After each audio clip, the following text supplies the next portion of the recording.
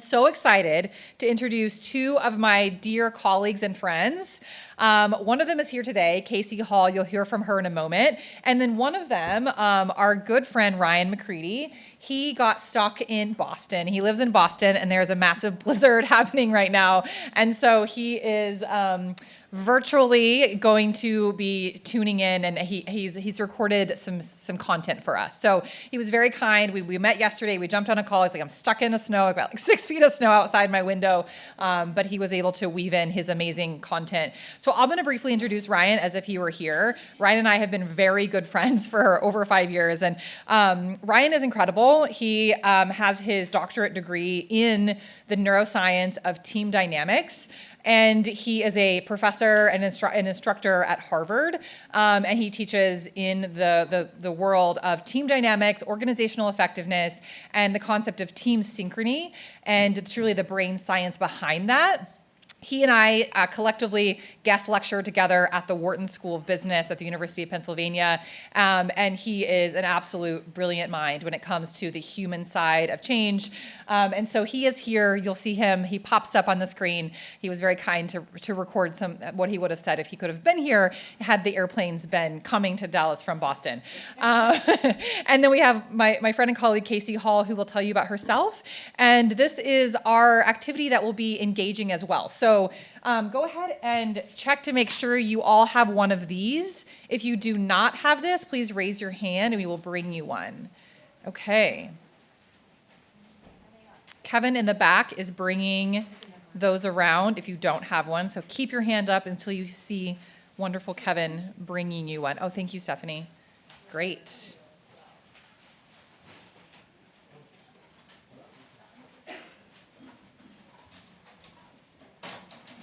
All right, Casey, take it away. No, you're fine. Thank you.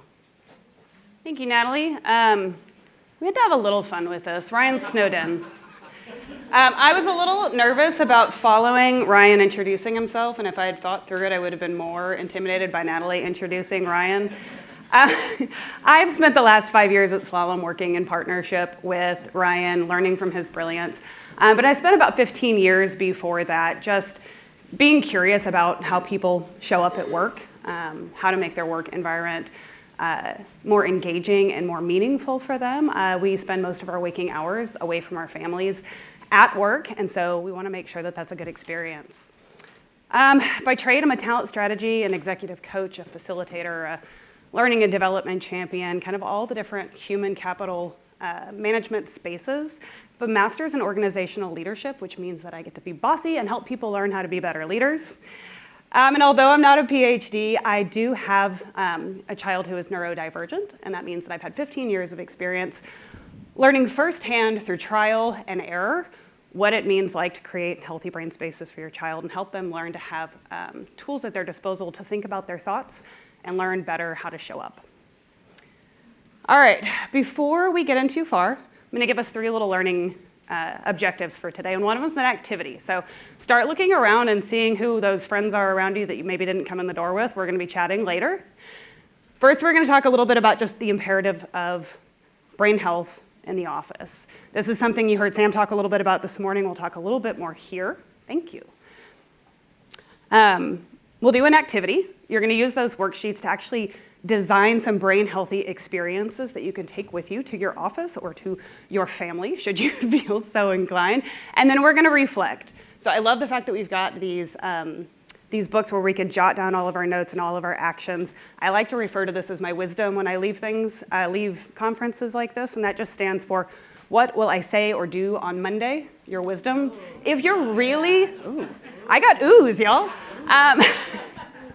If you're really doing like the letter by letter, wisdom doesn't exactly work out, but go with me here. It's close enough. All right, so we're going to jump right in. We're going to jump right in. There we go. We jumped right in. All right, so I heard Sam talk this morning a little bit about that business imperative. What is the competitive advantage of showing up and investing in brain health at the office? You heard her talk a little bit about how right now the way that we work and the way our brains work are at odds with each other. We're in a state of constant cognitive fatigue and brain overload and constant context switching, multitasking, and not in the good, pleasant side of the ways that we talked about being an autopilot, but being in an autopilot as a protect mode. And you heard her talk about just the way that our brains work is not the way work works. You heard her talk a little bit about how being in a chronic state of stress and a chronic state of overload can also lead to things later in life as early indicators for Alzheimer's and dementia and other mental health disorders. And that's a $1 trillion industry, I think. The good news is the McKinsey Health Institute says that businesses that are investing now in brain health and in brain healthy environments and creating that culture in their workplace have the opportunity to seize almost $12 trillion in additional capital because of the way that their organizations are structured. And so that's from increased productivity, that's from reduced absenteeism, that was a hard one to say, as well as lower attrition. And so we have the opportunity to tap into what the World Economic Forum calls the rise of the brain economy, where the brain capital is as important as financial capital to organizations. So investing in a brain healthy workplace is no longer just a nice to have, but it's a business imperative. All right, so if building a brain healthy workplace is a competitive advantage, let's ground for a minute in reality. Just a heads up, a couple of really dark slides coming for a minute here. So buckle up with me, I promise we're gonna move, we're gonna talk, and we're gonna engage after this. This slide shows the percentages of the world's population living with various mental health disorders. This is anything from bipolar and schizophrenia to anxiety and depression. And the number that should stop us is 18%. That's the number of people living with health disorders in the United States today. Now, I am not about to say, just to be clear, that work causes mental health disorders. But what I am going to say is this is the baseline. 18% of our workforces are walking in the door carrying a really heavy emotional and cognitive load before they even open their laptops. They are struggling just to show up. This, combined with when we stack back-to-back Teams meetings, none of those breaks. I'm thinking about all of my dirty, toxic habits that you talked about earlier, and I feel really ashamed and guilty, but I'm working through it. We stack all of those on top of it. It makes it even harder for our brain to do the things that we need to do at work. Focus, make decisions, have good judgment. All of those things get harder. And so when I say we're not thriving, I'm not being dramatic. I'm just naming the baseline condition that we're all coming into the office with these days. And if you're going through a transformation, just raise a hand again. How many people are going through some kind of change or transformation, work, personal, otherwise? Yeah, it's everyone, right? Just about every single person.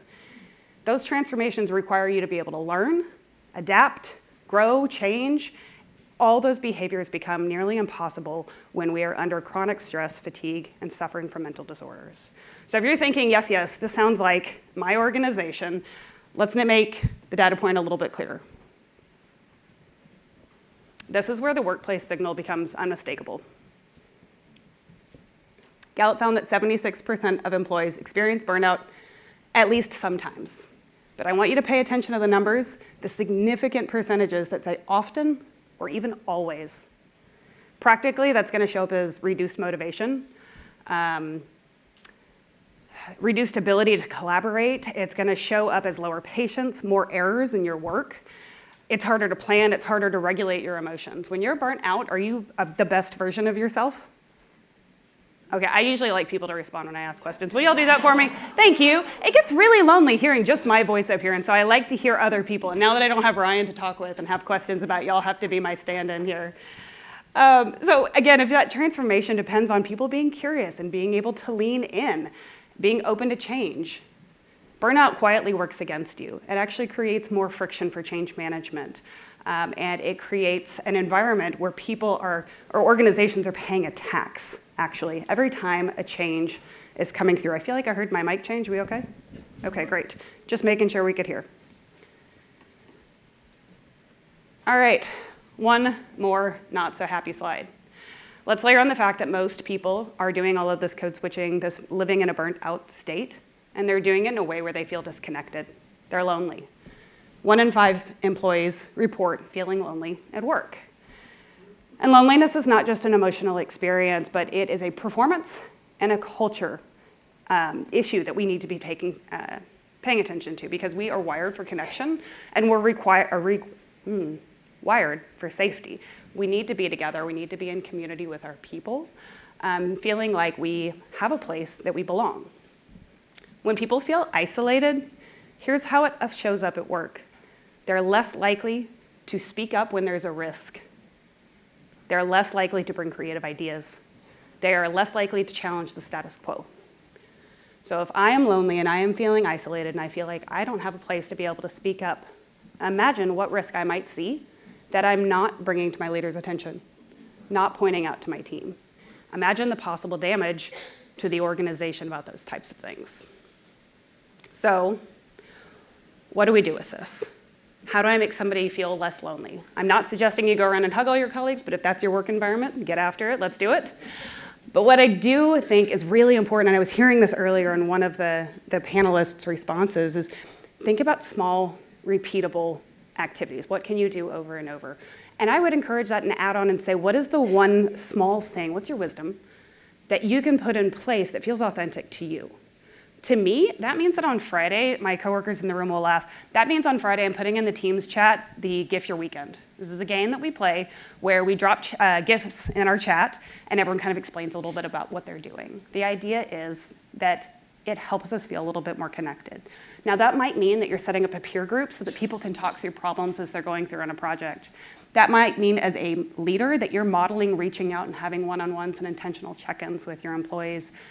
There's no one right way to reduce loneliness and to build connection and trust. Start with something that feels authentic and start with something that feels achievable for you. If that sounds challenging, it's because our work was not designed for us to have all these lovely, meaningful moments of pause and reflection and team building and connecting and coming together. All right, I love this. I see a couple of nods around the room, so hopefully we're familiar with Edward O. Wilson. If you are not, he is a Harvard professor, was a Harvard professor, and a two-time Pulitzer winning author. He wrote the book Sociobiology, and he said this about the challenges that we face today.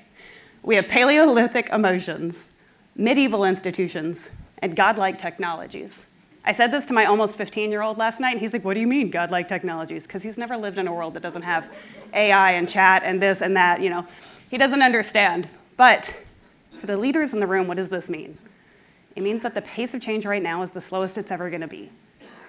And what we need to be doing is leaning in to figure out how we can make our work environments, instead of being more technology-like, we need to make them more in line with how our neurobiology actually works. Our brains are phenomenal, but they're wired for two things: energy efficiency and pattern recognition, two things it does extraordinarily well. But what that means was when we flood them with context switching, always-on collaboration, all the different pieces that our work demands from us every single day, given enough time, our brains downshift into protect mode, and they start thinking about how it can reduce uncertainty. That might actually show up as resistance in your organization. If you have people who are burned out, if you have people who are living in this space where they are downshifting into protect mode, you're going to see a lot of change resistance to your transformations and to your efforts that you're bringing into the office. That's going to sometimes get mislabeled as leaders saying, people don't like change. Anyone ever heard that? People don't like change? Yeah, okay. I would just challenge you to say that perhaps it's not that people don't like change. It's that people don't feel resourced or safe enough to be able to adopt change. So the point of the slide is not to blame technology. It's just to name the mismatch. The way that our structures and our systems and our bodies and our brains were built are not the same as the technology that we're being asked to use in the workplace and the way that we're being asked to show up in the workplace. If I were to give some advice to the folks in the room as you're facing transformations, I would say, create clarity where you can. Create autonomy where you can. And where you can't, give space for rest, give space for reflection, for recovery, and spaces to be able to build intentional trust through modeling and through the way that you show up as a leader so that you can reduce that loneliness and create that sense of community. All right, you've heard me talk quite a bit. So now we're going to get to hear from Ryan a little bit about his research and just a little bit more about transformations within organizations. Hopefully, everything will work on a click. Oh, darn.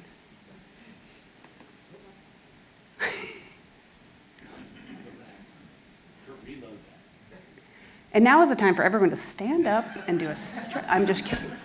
I mean, you can.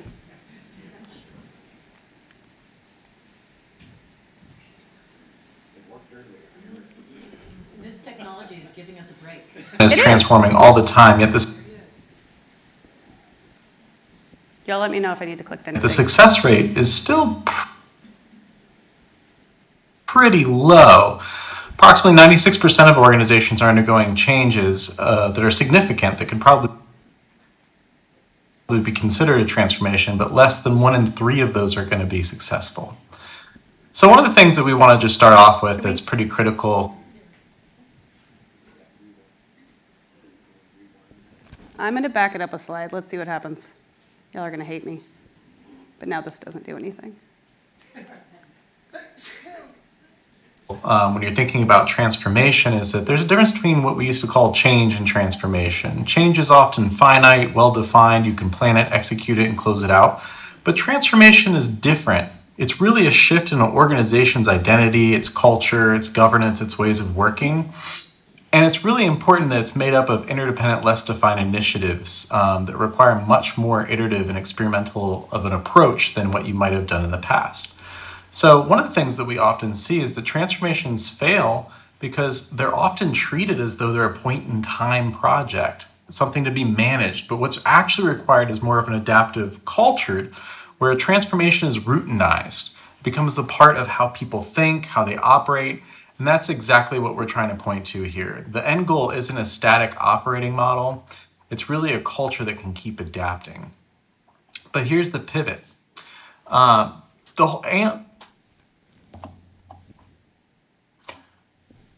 The answer may just lie in the deepest, most valuable asset of every organization, our employees' brains. Historically, neuroscience stayed in labs and clinical settings, but there's growing movement to apply it in real-world contexts. You may say that's the whole point of this entire week and largely a lot of what today is focused on. And organizational transformation is a prime candidate for this application. So, in other words, we can keep trying to transform organizations without designing for human neurobiology. But when we really ignore how people process uncertainty, social threat, trust, motivation, and learning, we accidentally build transformation approaches that trigger threat responses, fatigue, disengagement, and resistance. So what would happen if we architect transformations in a way that work for the brain or work on the brain rather than against it? Because the point is not to choose between performance and people, it's to design transformation so that adaptation and brain health reinforce each other.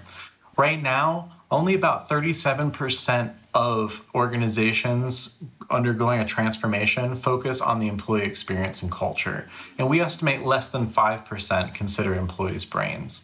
So what can we do to do something a little bit different?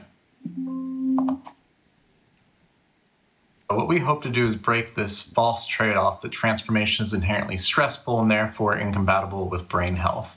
The science suggests the opposite. When transformation is designed with neurobiology in mind, it can actually strengthen trust, motivation, learning, and adaptability, the exact ingredients you need for a successful transformation.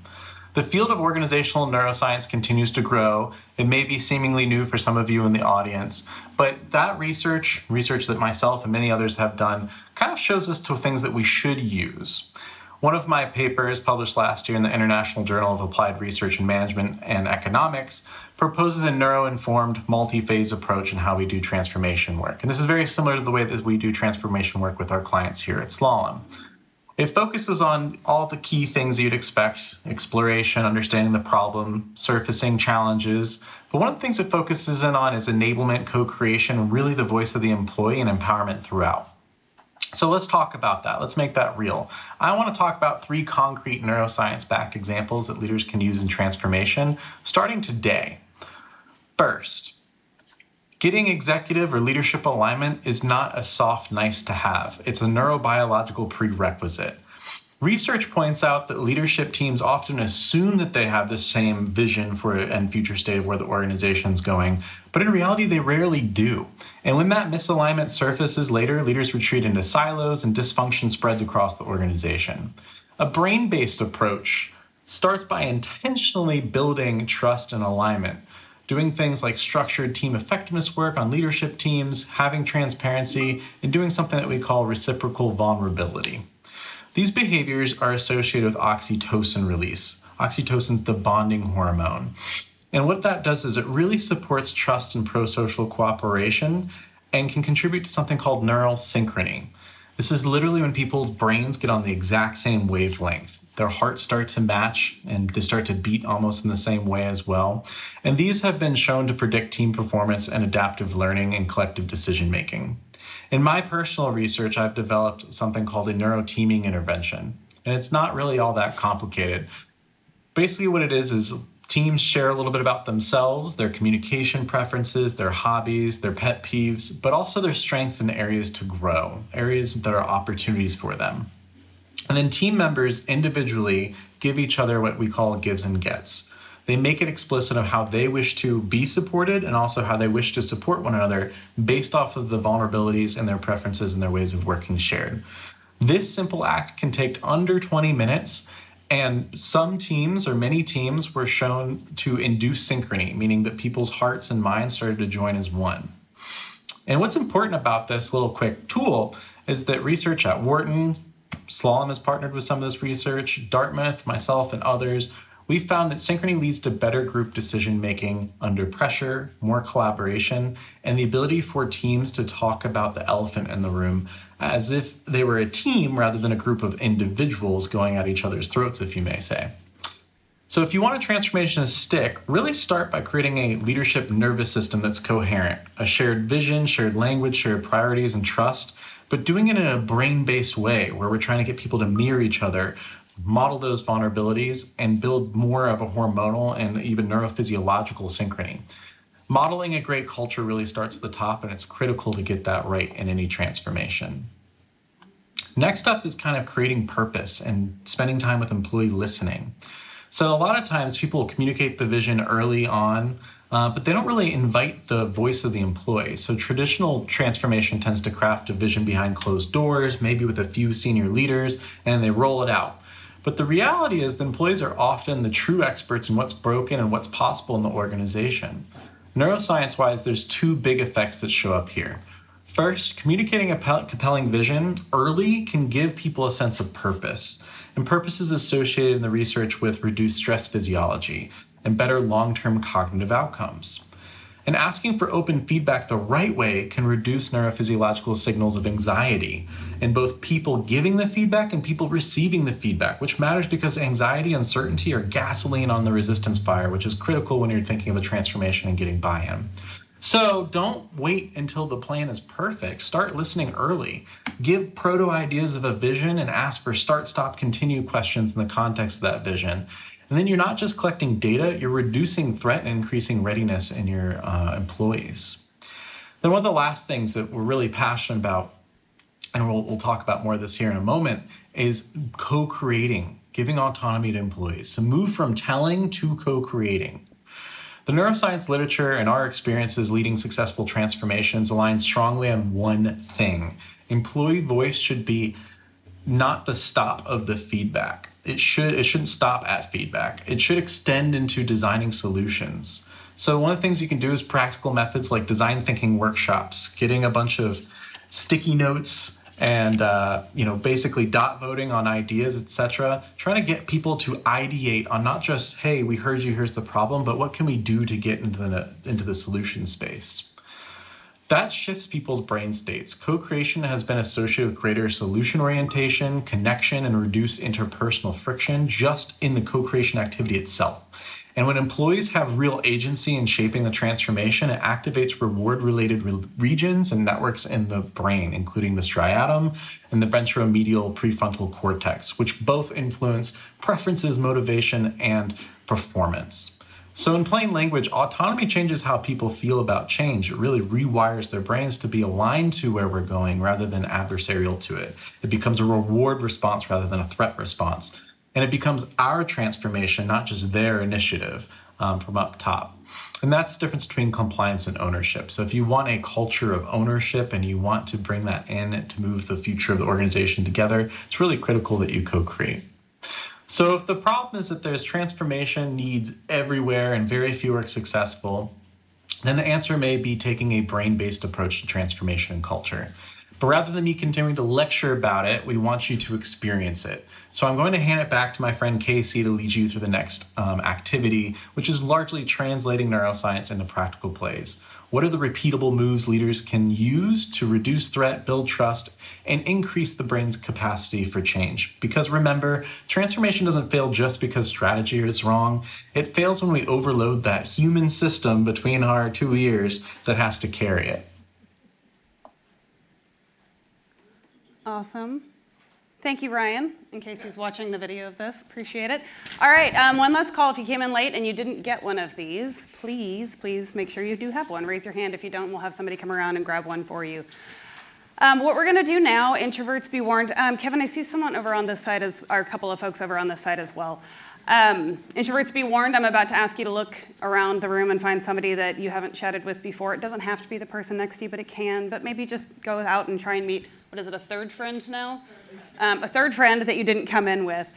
You're going to take this worksheet over there. I hate when I get photographed when I'm presenting. It makes me crazy, but I love it. I love it.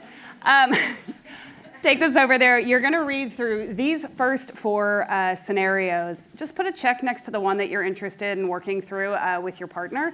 And this is going to be everything from the fear of AI and automation, AI rollouts, workforce attrition and turnover, silos and leadership misalignment where those pockets exist, and then cost reduction and possibly reduction in force. So if there is a scenario that is interesting that you want to explore, put a check next to that one with your partners. Then what you're going to do is you're going to open that up and you're going to see a whole bunch of different brain plays. All of these are different brain plays that have a little bit of information about the brain science behind why it works, and then what the desired outcome is. What you're going to do with your partner is read through each one of these, talk about what you think could be meaningful for your scenario. So if we're looking at high attrition and turnover, we may be looking at brain plays that can help reduce turnover. So talk through what those are together. What have you seen that's been meaningful?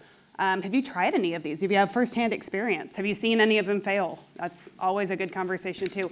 But select your top 3 over these 2 pages that you want to apply to your scenario. If you get done and you have nothing else to do, come back, select another scenario, and find some more brain plays. In about, what time do we have here? In about 10 minutes, we're going to come back together. And we are going to talk through. I want a few folks to share some of the brain plays that they outlined and why they think they might be successful. I'm going to have this up on the screen just so that you can take a look. We will come back in 10 minutes, not 15. So go ahead, make a new friend.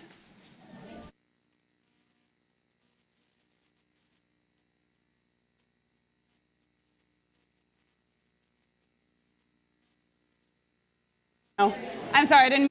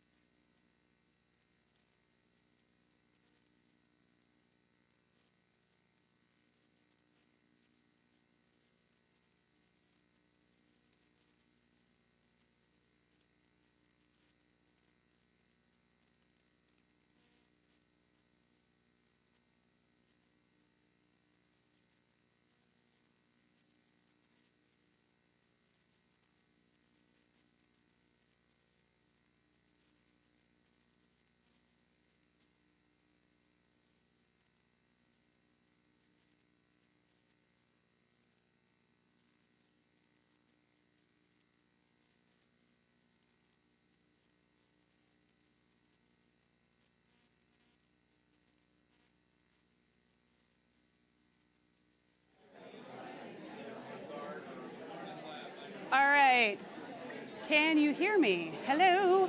Hello, hello, hello, hello, hello. I don't think, am I on? Can you hear me? Hello? All right, we're going to take about 2 more minutes, so finish up your conversation, then we'll come back together.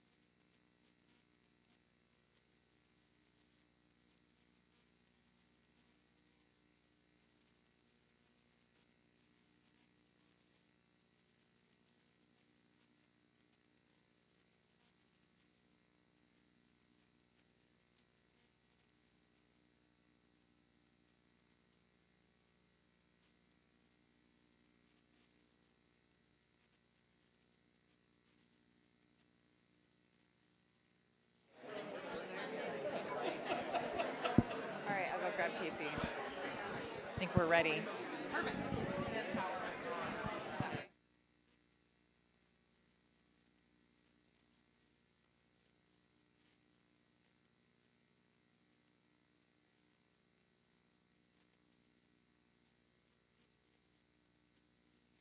Together, testing 1, 2, 3. I'm just going to keep talking until eventually it turns on. Hello. All right, I can tell that this was meaningful conversation because it's always hard to get people back once they really start to enjoy what they're talking about. But we are going to come back together now. My kid's elementary school says 1, 2, 3, eyes on me. Does anyone know what follows next? 1, 2, eyes on you. Yes, thank you. You can tell the folks that have kids in the room of a certain age. All right, how was this? Awesome. You're on page 1 still. All right. I'm not saying that it's a competition, but if it was. All right, I've got a couple of friends here, and they're going to help with mics around the room. Can I get anyone who is willing to share the scenario that they... Am I giving feedback? So sorry. Okay. Can I have anyone volunteer to share what you and your partner talked about? What was your scenario, and what were the brain plays that you chose to go with it? Yeah. Excellent.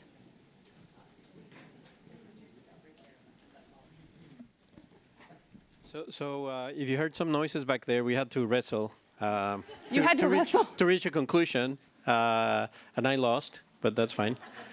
So we chose two scenarios, and the number one, AI rollout and fear of AI and automation, and we thought it went like hand in hand with scenario 4, cost reduction and reduction in force, because a lot of companies are investing in AI and not investing in people. And so out of the 3 plays, we selected 3 that we thought killed 2 birds with 1 stone. The first one was launch a trust challenge, because trust is at the foundation of any team. If there's no trust, then the rest doesn't work. Followed by enable job crafting and show, don't scare, with a twist. Because it's showing not only how AI does a good job, but also showing employees where AI fails miserably. So they can see that their innate human abilities are very useful. I love this. And what's your name? Carlos. Carlos. Thank you so much for sharing, guys. Give him a hand.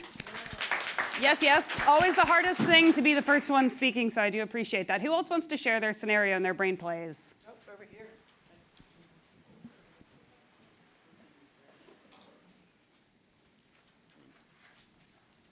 Thank you. Yeah, we too did the AI challenge, and we took it from the perspective that because of the way the LLMs are designed, they tend to homogenize. They tend to make, because it calculates the most probable next word based on your query and based on the contents of the internet. And so we chose enable job crafting because what we're trying to do is we're trying to get the employees to create innovation and creativity and to use the AI product basically as almost a baseline. So how do I add my personal insight, my uniqueness, my creativity, and that enable job crafting. The second one we chose was show, don't scare demos. That we thought that would be good. And then certainly create a shared vision, is that share with fellow employees how you're putting this originality, creativity, and uniqueness into the AI product. And then it becomes less threatening. It's not replacing you, it's basically supporting you, which is the goal here. So that was our discussion. Awesome. Thank you. Thank you so much. Thank you, sir. What I love about what he said here is combining the idea of AI and brain healthy plays here of that job crafting to help create meaning so that it drives somebody to feel more engaged, less isolated, and more trusting in their environment. That's great. Can we get maybe one more? Anybody else want to share? Yes, one more. I love a good awkward silence. I'll wait you out. Hi, my name's Jeff, and we worked with Janaea, and she's getting ready to step into a new role and felt like scenario 2, workforce attrition and turnover, was the scenario. And the 2 things that we immediately thought would be beneficial is to hold stay interviews and secondarily surface leadership impact.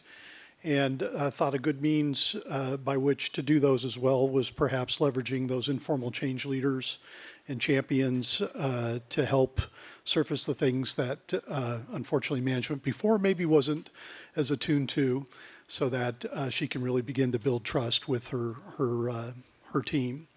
And then ultimately create that shared vision and perhaps the team charter as a follow-on. So hopefully I got that correct, Janaea. Awesome. Thank you so much. Round of applause for him. Wonderful. I love that. Has anybody here actually participated in a stay interview?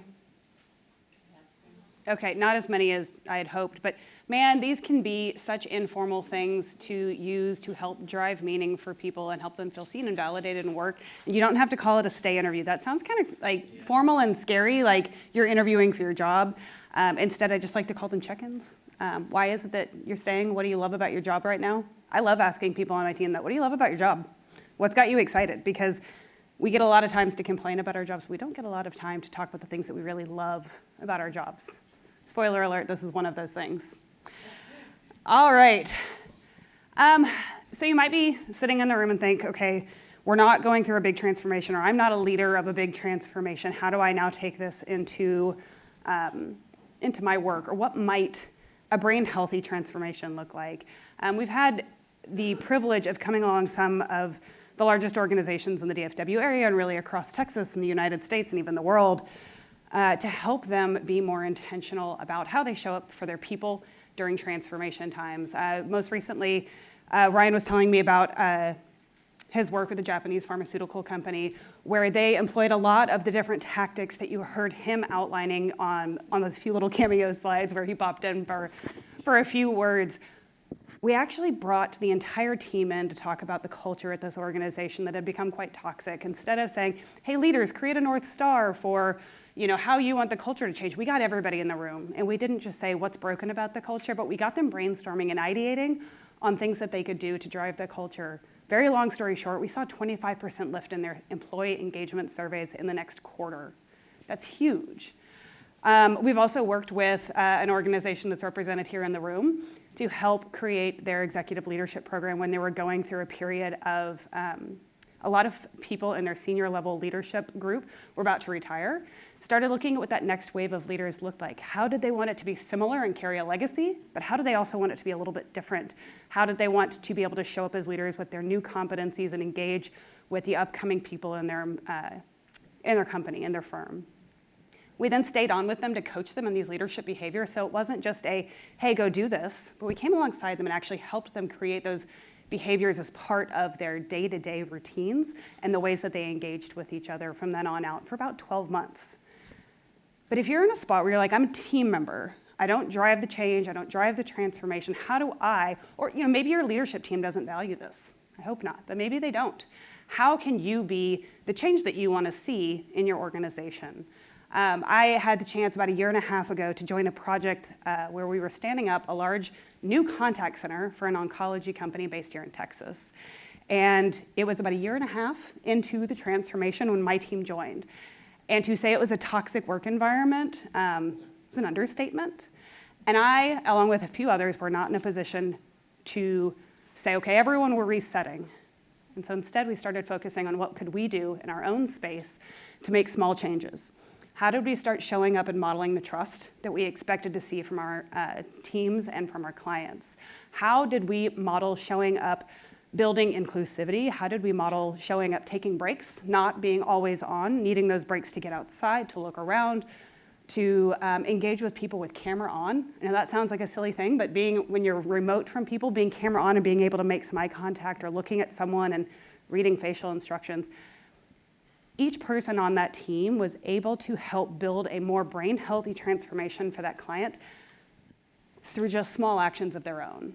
No one person did everything to change that project or to transform it. But what the result was for that organization, they'd had 3 different consulting partners come in before and all had failed to be able to get this project across the finish line.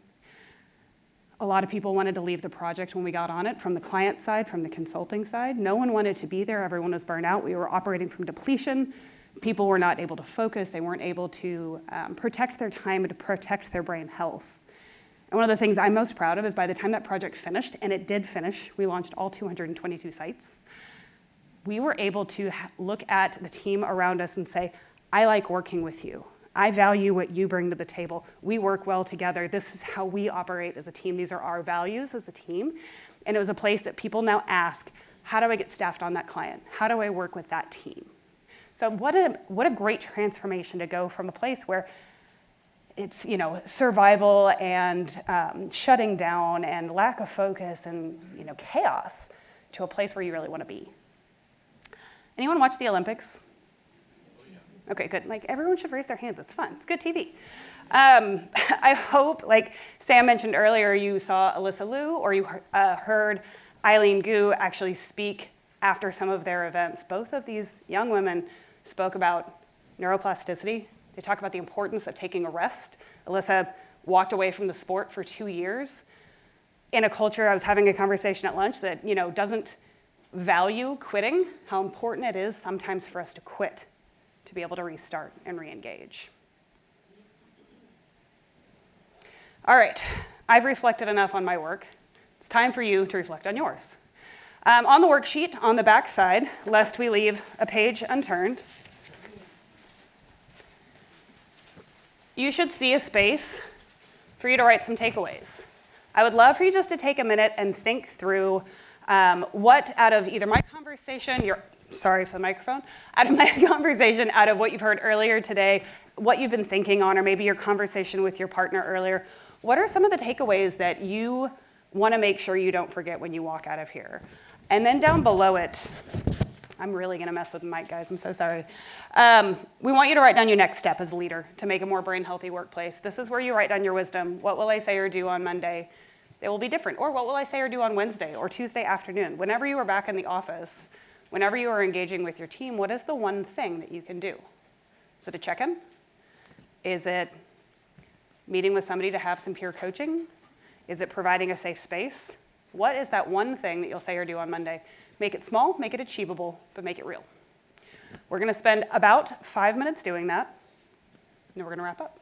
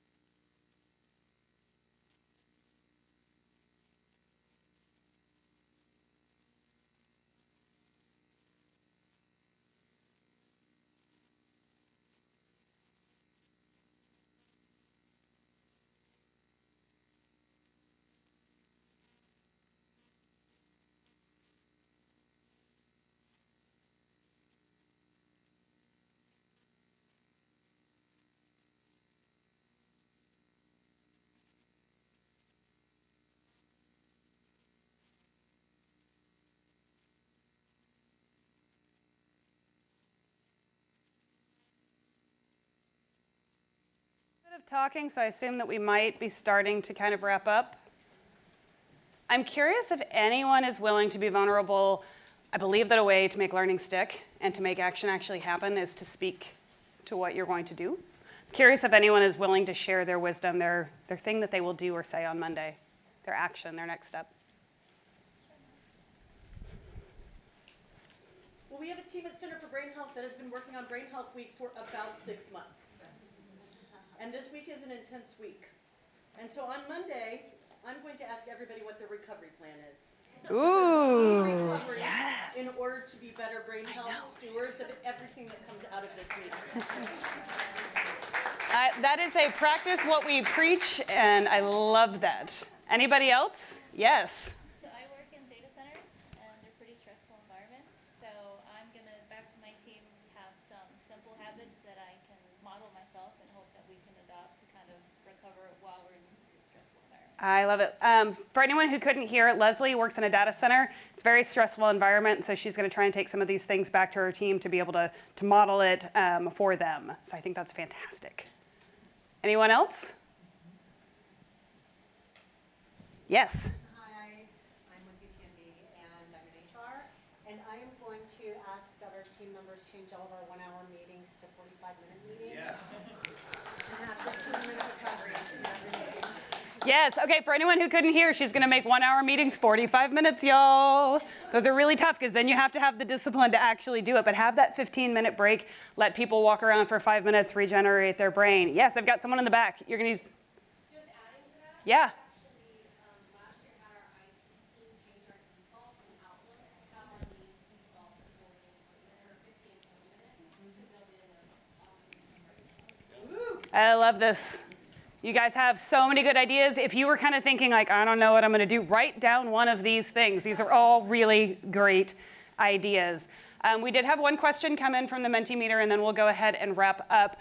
Somebody, and I'll paraphrase, asked about what advice we might have for navigating transformations in multi-generational workplaces. So between Gen Z, Gen X, all of the gens, the boomers everywhere. What I always think about here is judge me or not, I think about my parents. 2 generations removed from me, but we have similar values. And I try to remember, instead of focusing on the things that my generation might prioritize versus another generation prioritizing, I try to think about the common values that we all share and use that to ground our language. And so as we're talking about how transformations impact us, no matter what generation you're in, you don't want to feel burnout. You don't want to feel isolated. You don't want to feel alone. You don't want to live in a state of chronic fatigue and overload. And so when we focus on how are we attacking those similar things and leading from similar values, the generations matter less and the values matter more. Okay, I'm going to put this up on screen because if anyone wants to be friends with Ryan or I, please connect with us on LinkedIn. You can scan our QR codes and find us. I will also be here the rest of the day, so please, please come by and say hi. I would love to hear what was meaningful about today for you. Thank you. Thank you, Casey. So many good brain plays. We encourage you to take those brain plays back to work and share them with your team. See what resonates with them, see what people might want to try. We cannot wait to hear what you all try.